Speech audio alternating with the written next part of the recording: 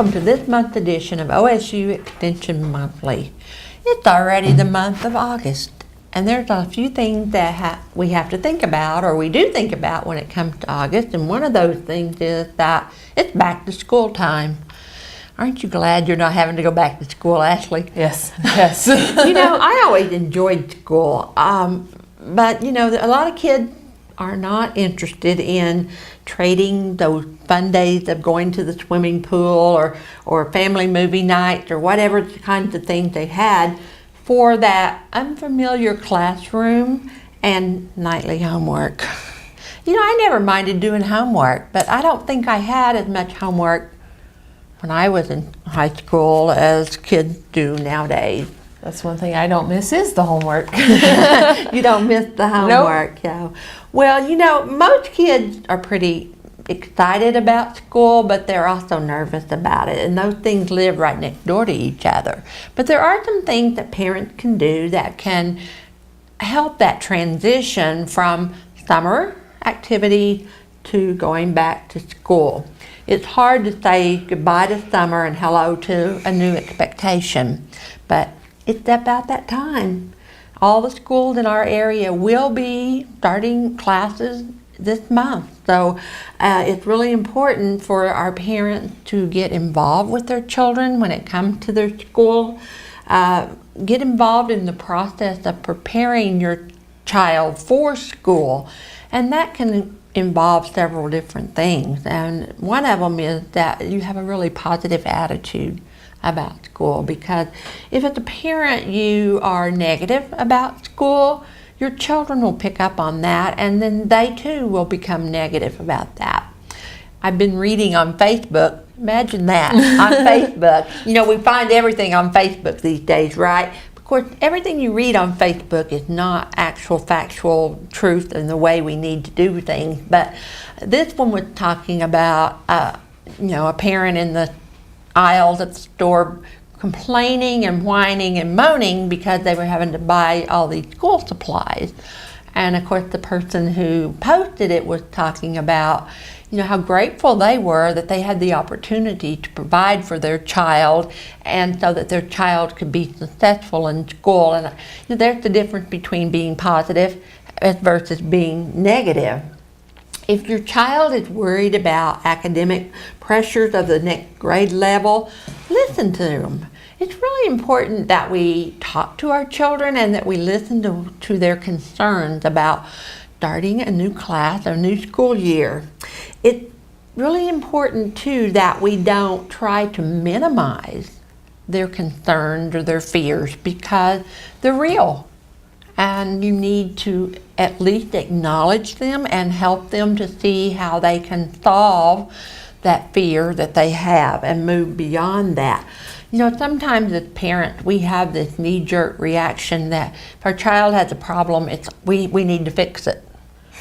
And so maybe this year during the school year, you can do some brainstorming with your child and ask them ways that situations can be made better. Sometimes they have really good ideas if we'd only listen to them. And when we listen to them, then we build resilient children, and we all want children who have that capacity to think for themselves and to be able to solve the problems that they may face in life. You may have a new kindergartner that's headed off to school this year. And that's always an exciting time, but a nervous time for both the children as well as for the parent. You might ask that child to think about whether they'll be more comfortable if you drive them to school, or if they ride the bus, or if they ride with some neighbor friend or what have you. So, it's good to ask your kids what they think about what's going on in their lives. Maybe you've got a high school junior and they're anxious about the fact that they're going to have to really buckle down this year, because you know what? In another year, they're going to college. And so you might ask them to think about what they could change in their study routine, some things they might do differently that would give them more confidence. That helps your child to learn that they have the capacity to address changes. And that's a great life skills for us to teach to our children. It's one that empowers them and empowers them to be successful. Another thing is that you may need to reassess family roles. Maybe the kids need to have more responsibility for themselves this school year. And when they have more responsibility, then they have more ownership of whatever's going on. And when they have that, they tend to do a lot better. Help your child set some goals for themselves and develop that plan to work toward it. I know goal setting just sounds awful. Goal setting is, why set goals? Well, if you don't set goals, you know what? Any road's going to get you there. But if you set goals, then you know which direction you need to go. And, in our 4-H program and stuff, we talk about a lot about setting goals and working towards your goals. And we see that those kids who do that are more successful. But it's really sometimes difficult to get your kids to sit down with you and talk to you about what it is they will hope to accomplish during the school year. But if you can do that, it'll really help the whole school year go a whole lot better for you. You need to consider what new responsibilities and privileges that your child is capable of handling. I know a lot of times it's easier as a parent to say, oh, just let me do that for you. But that doesn't help our children any when we do that. So we need to practice what I call a balanced style of parenting, and that's where you give guidance and direction, but you don't do the work for the child. The month of August is really a great time to start some new responsibilities for your children, get them in the habit and the practice of doing things that will help the entire family. And if they can have a say in that, they're probably going to be more willing to comply with that. So you have to approach that in a way where the children understand that you need their help and you want their help. Another thing we have to do is shift away from summer hours. In the summertime, we kind of get accustomed to going to bed later, sleeping in, and it's time now to start adjusting the household sleep-wake pattern to avoid that crash and burn that we see so often and during that first week of school. Because if you're used to staying up to midnight and not getting up till 10 in the morning, that shift to going to bed at 9 and getting up at 6 or whatever can really wreak havoc with your health for that first week or so of class. So what I would suggest is that you have kids start going to bed 15 minutes earlier each night for a week or two in advance of school starting. And that way their bodies will gradually adjust to an earlier wake time. And you'll find you'll have a lot happier children starting school. And if your habits during the summer have gotten lax about screen time and using the phone and the computers and television and what have you, now's the time to lay down what the new rules will be for the school year. Because it's okay in the summertime if they watch cartoons or something, but it may not be okay during the school year because there won't be time. They've got other things to do. And then it's also important that we don't underestimate the value of school friends. A lot of times the children's number one worry about going back to school is, will I have friends? Will I be able to make friends? It's really impossible to overstate how important friendship is for kids. If you want your child to be more engaged in school, then help them make friends. And when they have friends, they'll feel happier. And then when they're happier, then that helps them to make even more friends. If you want them to be less bullied, help them make friends. If you don't know how, you can contact us here at the Texas County OSU Extension Service and we can give you some tips and clues on how you can help your child that way. And I guess one of the biggest things, again, I kind of touched on this earlier, but to focus on the positive. It is so easy to look at children and see when they're doing things we don't like or we don't approve of or whatever and complain about that. But it's really important that we notice the good things that your child does. So maybe they didn't make a 100 on that paper. Maybe they made an 80. But did they do their very, very best? Or was there really a reason why they didn't make the 100? So, you know what? Don't focus on the negative, but praise your children and encourage them and focus on the positive. Keep in mind that not all children develop at the same time frame, and it's definitely not a competition. It's not about my child did better than your child does. It's about what my child is capable of doing and how I can help them become better if they need to. So make sure that you have a positive outlook about your child going to school and encourage them to learn and tell them how important it is for them to learn. And when you do that, then your child's going to have a much happier school year and do much better. So one of the things that you may want to consider if you have children under the age of 5 and under is how you can get them ready for school in the future.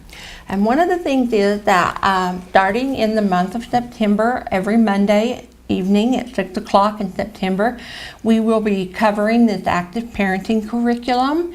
It is a wonderful curriculum, and it talks about how you can help your child to have the very best start for school. So if you're at all interested in attending this program, I'd like for you to call and put your name on our list, and you can call us at 580-338-7300.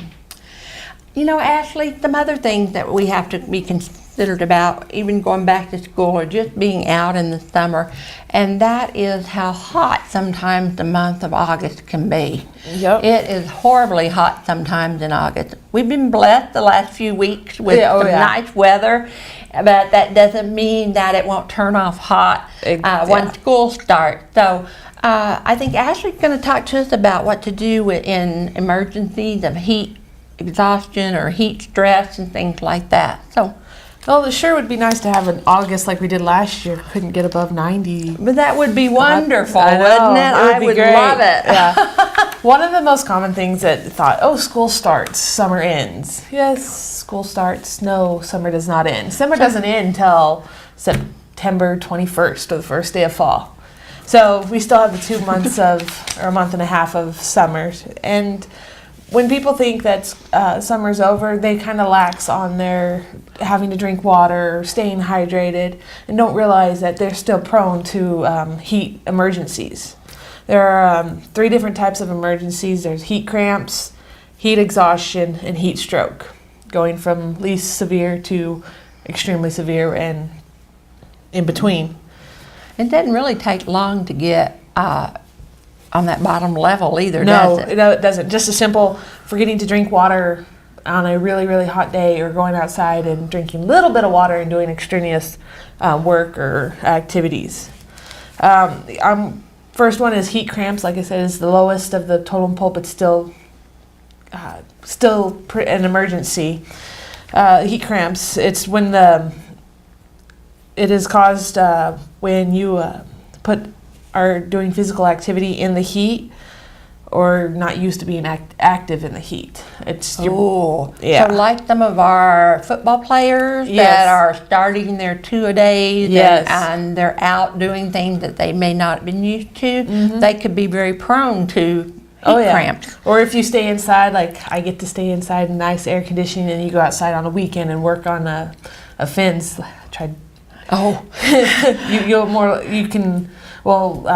My actually experience muscle or heat cramps. In order to, some symptoms of heat cramps are just pain in the muscle, tightness, just like your body's just cramping up. So it's not severe, but it's painful. The way to treat that is to drink lots of water or sports drinks or drinks with electrolytes in it. Move to a cool area out of the sun and gently massage and stretch the muscle that is cramping. So heat cramp, like I said, is the simplest, but still it leads up to heat exhaustion, which is the next step in not good.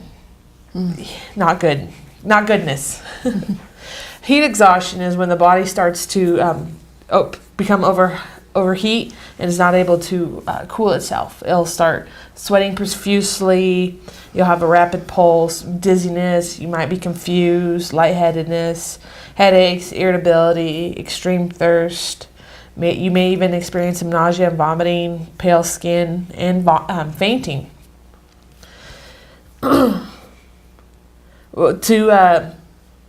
prevent some of the heat exhaustion is you want to, again, move to a cool area, wear loose, cool-fitting clothing, apply wet towels to the face, the neck, the arms, anywhere to keep you cool. Make sure it's wet and cool. If you're in an area where you have hot water or water and it's not cool, if you just kind of dip your towel in there, kind of shake it, and it'll cool it off a little bit. Mm-hmm. Cool water is better than no water or warm water. You always make it cool to keep you cool. You want to drink, again, lots more water or drink with electrolytes. And you don't want to drink waterlog yourself or anything. You just want to take a nice good drink, wait 15 minutes, take another drink, wait 15 minutes. Because if you waterlog yourself, you're so thirsty, you want to get more water in you, but you're also starting to get really sick because you got so much water and no room to take care of it. And that seems to be what we normally think we should do, is just gulp a whole bunch of water, but really the recommendation is that we just take a few sips and then wait a little bit and take a few more if you're suffering from heat exhaustion. I'm guilty of that. It's hot, I'm thirsty, I'm going to drink as much water as I can, and then I'm so thirsty, I want more. I'm sitting here and you're talking about water and I'm thinking, I'm thirsty. I'm just glad I'm not out in the heat. Heat exhaustion can be caused from exposure to high heat. It's really common when you're in a high humidity area with high heat and doing strenuous activity, because you're just sticky and you're sweating to cool yourself off, and you're losing water that way.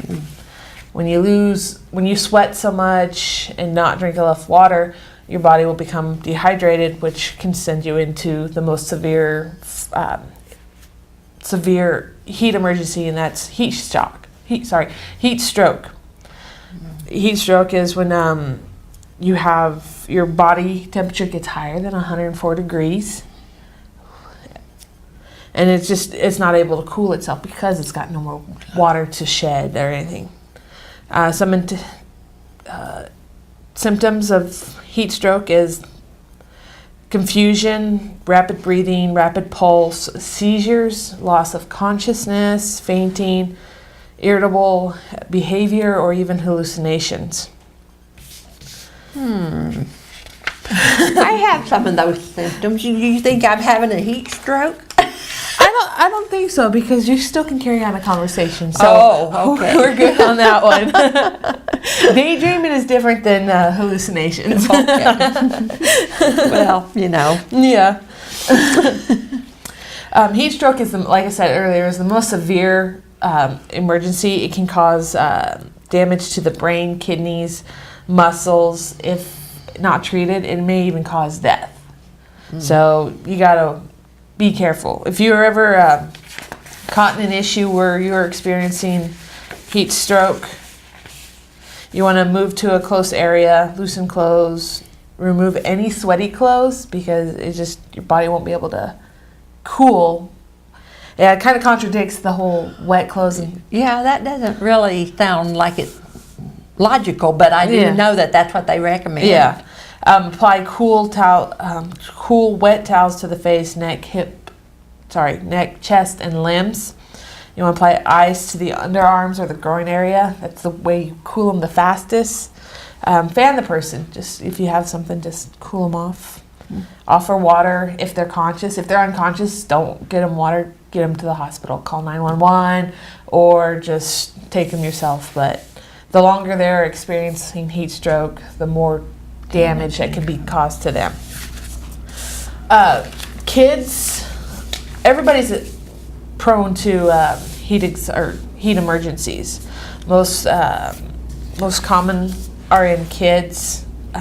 elderly people, people who drink, who are overweight, and just everybody is to it. If you good have reason to lose weight, huh? So Yes, you it don't is. suffer from heat stroke. Yes, it is. If you have if you know an elderly person and they don't have anybody around and it's hot, you want to go and check up on them, make sure they're okay, daily, every other day, make sure they're getting the water they need, or if they help them with that. With the kids, they get so excited to go outside and play, they forget to drink water and rest and relax. So yeah, tell your kids to drink water. Or even if you forget them in the car. I know that's a big issue. I won't say it's an issue, but it's something to get out there, that if you leave a kid in the car, they'll experience heat stroke in a matter of an hour, because it heats up so fast in a car.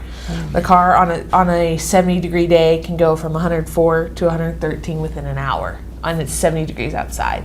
So that's another concern when leaving the car, is the heat stroke, but also check your back can our seat. pets suffer from heat stroke as well? Yes, they can. Actually, pets can. They are like humans. Will get too hot. No place to cool off. Like dogs, they like to jump in water. Cats, they'll find somewhere in the shade, low on the ground. All of them, and just you want to make sure your pets have water and shade to keep from getting heat stroke. And if it's 110 degrees, maybe let them in. Let them enjoy the coolness for a bit. Because you get to go in. Maybe that they can go in. Another way to avoid heat is avoid doing activity in the middle of the day. The hottest point of the day is, so you want to limit your... And that's like from 10 to 4 or 10 to 6 or so? Yeah. Because, even after we get off work at 5, it's still pretty warm to go from this air-conditioned office to outdoors and do things without not suffering some consequences. Yes. So. Yes. So just remember, drink plenty of water, stay cool, and it gives you a good reason to rest in the middle of the day. Try not to work in high heat. Well, while you're drinking your water and you're staying cool, why don't you eat some peaches? Ooh, yes. This is now time for peach season, and some of you were able to purchase peaches recently. Peaches come ripe in July and August, and so that means that in the supermarket you're going to see peaches, but also our Texas County 4-H program will be selling peaches for the August 20th delivery. Yes, these are peaches that come out of Colorado. And, if you buy a whole box full of peaches, that's quite a few peaches, so you got to figure out what you're going to do with them. And, there's several things you can do with peaches besides just eat a peach. One of them is you can make peach salsa. And that, if you've never had it, it's pretty awesome. But you use peaches and tomatoes and onions and cilantro and maybe some garlic and stuff, and it's really, really awesome. When you purchase your peaches, sometimes they're not totally ripened, and so they will continue to ripen after they're harvested, but they can also spoil really quickly if we leave them out at room temperature. So if you buy a big box of peaches, or if you buy one from the 4-Hers, the recommendation is that you leave a few out for snacking or eating out of hand, but then refrigerate the rest of them or freeze them and put them in a freezer-safe container. Peaches are really good, like I said, with the salsa, but they're also good in green garden salads. So you can just slice them up and put them on your salad and enjoy them that way. Peaches and chicken go well together, and also pork and peaches work well together. So we have some recipes available if you'd be interested in anything like that. Grilled peaches. Have you ever had grilled peaches? They are wonderful. As well as grilled pineapple. So grilling fruit at this time of the year gives you a really good flavor sensation that you won't get at other times of the year.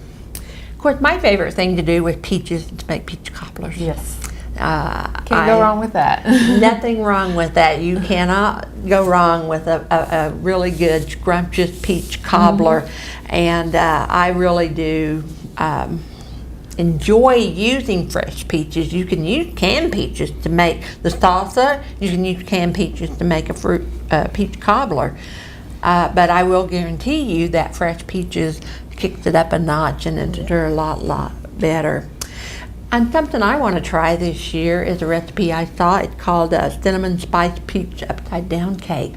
So when I get my peaches, I didn't get any this last go around when they were delivered, but I will this next go around. I will really enjoy them. But of course, there's only the two of us in our house, and I can't eat that many peaches at one time. So I will be preserving them, whether it's either by canning or freezing them. And either process food preservation will work well with peaches, whether you want to freeze them and then use them, or whether you want to process them and then use them. So we have the Texas County Fair going on this month, and there'll be a fair in other counties across the viewing area. They may not all be in August, but the one here in Texas County will be coming up in August. And we have some really neat new activities going on this year for the 4-H'ers and the FFA members, and also for the adults. I think one of the main big things that for the adults is that we are having a barn quilt trail at our county fair, and so we encourage everyone to come out and look at the barn quilts and find out what they're all about, because they're kind of all the rage right now across the state of Oklahoma as the Extension Service works to make that an economic development project for the state of Oklahoma. And I think that as we get ready to go back to school, I think a really important thing that we all need to focus on and consider is that we be kind to one another. You know, sometimes in life we get busy, we get angry at other people, and we forget that kindness can go a long ways. And let's make our teachers' jobs easier by being their supportive role and helping them in any way that we can. I know that they would appreciate it. And offer to volunteer to help in the classroom. You never know when a teacher just might really need that little extra hand. And speaking of volunteering, the OSU Extension Service could use some volunteers as well.